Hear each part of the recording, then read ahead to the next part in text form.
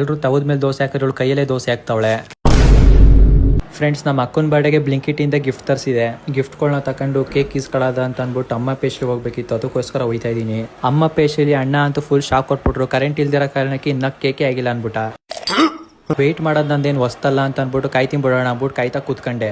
1 hour ಆದ್ಮೇಲೆ cake ಇಸ್ಕೊಂಡು ಈ ಹಾಟ್ ವೆದರಲ್ಲಿ ಆಟೋದಲ್ಲಿ ಹೋಯ್ತಾ ಇದ್ದೀನಿ. ಆಟೋದಲ್ಲಿ ಹೋಯ್ತಿದ್ರು ಸಹ ಮಕ್ಕಳ ನೀರು ಕಿತ್ಕೊ ಬತ್ತಾಯ್ತು. ಮನೆಗೆ ಹೋಗಿ ನೋಡಿದ್ರೆ ಬರ್ಡೇ ಗರ್ಲ್ ಕರೆಂಟ್ ಇಲ್ದೇನೆ ಗಾಳಿ ಬೀಸ್ಕೊತಾ ಇದ್ಲು.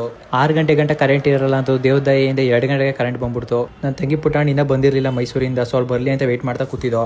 4 ಗಂಟೆ ಬಂದ್ಬಿಟ್ಟು ಹೆಂಗ್ ಪೋಸ್ ಕೊಡ್ತಾವ ನೋಡಿ ಇವಳು. ಪೋಸ್ ಕೊಟ್ಟು ಸಾಕು ಹೋಗ್ಬಿಟ್ಟು ಫ್ರೆಶ್ ಅಪ್ ಆಗ್ಬಿಟ್ಟು ಬಾ ಅಂತ ಕಳಿಸ್ತೆ. ಇವಳು ಎಂತಕ್ಕೆ ಬೇಗ ರೆಡಿ ಆಯ್ತಾವಳೆ ಅಂದ್ರೆ ಇವಳು ನಾನು ಫೋಟೋ ಶೂಟ್ ಮಾಡ್ಕೊಡ್ಬೇಕಂತ, ಅದಕ್ಕೋಸ್ಕರ ಬೇಗ ರೆಡಿ ಆಯ್ತಾವಳೆ. ಇದನ್ನ ಕೇಳಿ ನಂಗೆ ಅನ್ಸಿದ್ ಒಂದೇ, ಇಂಥವ್ರಿಂದ ಯಾರು ತಾನೇ ಉದ್ದಾರ ಆದರು. ಎಲ್ಲರೂ ತವದ ಮೇಲೆ ದೋಸೆ ಹಾಕಿರೋಳು ಕೈಯಲ್ಲೇ ದೋಸೆ ಹಾಕ್ತಾವಳೆ. 1 hour ಆದ್ರೂ ವಿಡಿಯೋ ಶೂಟ್ ಮಾಡಿಸ್ತಾ ಇಲ್ಲ. ಸಾಕು ಬಾರಲ್ಲಿ ಕೇಕ್ ಕಟ್ ಮಾಡುವಂತ ಕರ್ಕೊಂಡ್ ಬಂದ್ಬಿಟ್ಟೆ. ಮನು ಒಂದು ಕೇಕ್ ತಂದಿದ್ದ, ನಾನೊಂದು ಕೇಕ್ ತಂದಿದ್ದೆ. ಇಬ್ರು ಕೇಕು ಇದೆ ನೋಡ್ಕೊಳ್ಳಿ. ಈಗ ಸೆಲೆಬ್ರೇಷನ್ ಸ್ಟಾರ್ಟ್.